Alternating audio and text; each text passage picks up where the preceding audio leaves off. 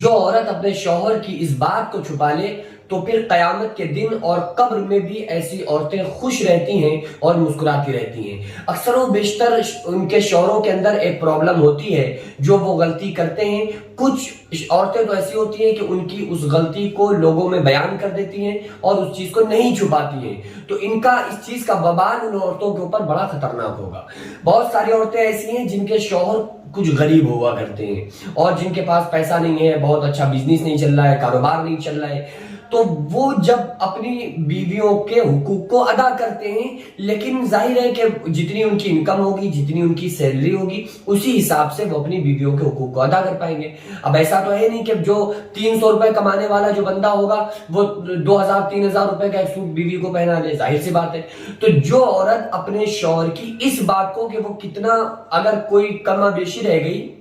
کوئی کمی رہ گئی اور اس کو پیسے دینے میں یا اس کے حقوق ادا کرنے میں، اور کوئی عورت اپنے شوہر کی اس بات کو چھپا لے اور اپنے مائکے میں یا اپنے فرینڈ سرکل کے لوگوں میں یا کچھ لوگوں میں بیان کرنے سے باز رہے اور یہ بیان نہ کرے کہ میرا شوہر یہ کرتا ہے، بھائی میرا شوہر تو میرا خیال نہیں رکھتا ہے، میرا شوہر جو ہے وہ مجھے پیسے نہیں دیتا ہے، اگر کوئی عورت یہ شوہر کی بات کو چھپاتی ہے تو آقا علیہ الصلوۃ والسلام نے ارشاد فرمایا کہ تم زمین والوں کے جو عیب ہیں، جو ان کے اندر کمیاں ہیں، ان کو چھپا لو، آسمان والا تمہارے جو عیب ہیں ان کو چھپا لے گا۔ تو ظاہر سی بات ہے کہ اور یہ ایسی عورت جو ہوگی نا اپنے شوہر کی اس بات کو چھپانے والی، تو یہ پھر ناشکروں میں اس عورت کا شمار نہیں ہوگا بلکہ فرما برداروں میں ایسی عورت کا شمار ہوگا، اور ایسی عورت فرما برداروں میں اللہ تبارک و تعالیٰ اس عورت کا شمار کر دے گا۔ کہ آقا علیہ الصلوۃ والسلام نے فرمایا نا کہ اور میں نے زیادہ تر عورتوں کو جہنم میں دیکھا ہے، کس وجہ سے؟ آقا علیہ السلام نے فرمایا عورتیں ناشکری کرتی ہیں، ناشکری ہوتی ہیں۔ تو صحابہ نے کہا یا رسول اللہ صلی اللہ علیہ وسلم نے کس کی ناشکری کرتی ہیں؟ کیا یہ اللہ کی ناشکری کرتی ہیں؟ کیا کھانا کھانے کے بعد، پانی پینے کے بعد یہ الحمدللہ جیسے الفاظ نہیں کہتی ہیں؟ آقا علیہ السلام نے ارشاد فرمایا کہ نہیں، یہ اللہ کی ناشکری نہیں بلکہ اپنے شوہر کی ناشکری کرتی ہے۔ شوہر ان کا ساری زندگی ان کے لیے تھکتا ہے، پریشان ہوتا ہے، مزدوری کرتا ہے، محنت کرتا ہے، اینٹیں پھوڑتا ہے، لیکن یہ ذرا سی بات پر ذرا سی کوئی خامی ہو جائے، کوئی کمی ہو جائے تو فوراً تانا مار کے کہتی ہیں کہ ہم نے تم سے زندگی میں کوئی وفا دیکھی ہی نہیں، ہم نے زندگی میں تمہارے اندر کوئی اچھی چیز دیکھی ہی نہیں، تم نے ہمارے لیے کیا ہی کون سا کام ہے۔ تو اس طرح کے جملے،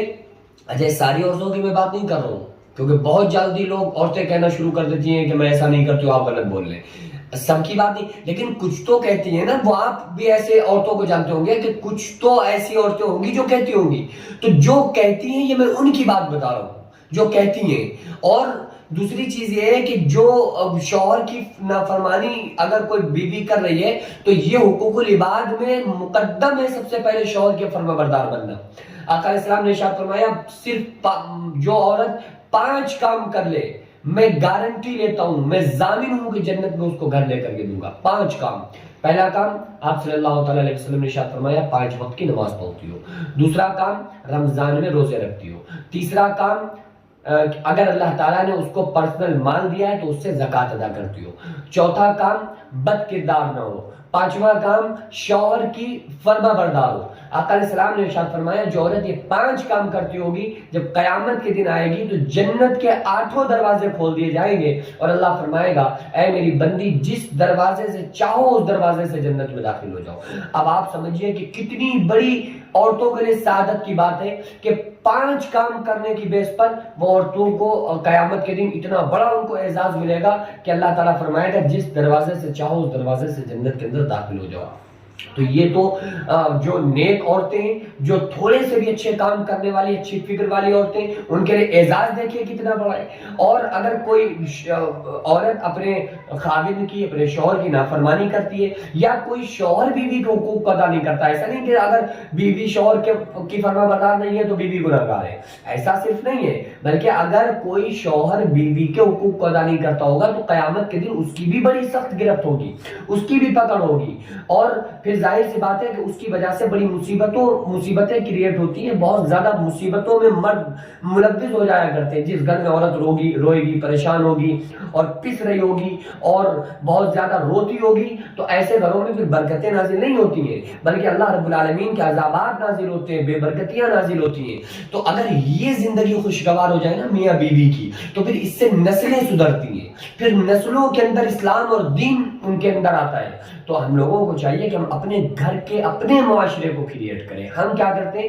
کہ دوسروں پر ہم اجتماعی کرنا شروع کر دیتے ہیں، ہم دوسروں کو دیکھنا شروع کر دیتے ہیں، دوسروں کو برا بھلا کہنا شروع کرتے ہیں، جبکہ ہمارے اندر یہ مادہ ہی نہیں ہے کہ ہم اپنی اصلاح کریں، اپنی فیملی اور اپنے گھر والوں کی اصلاح کریں.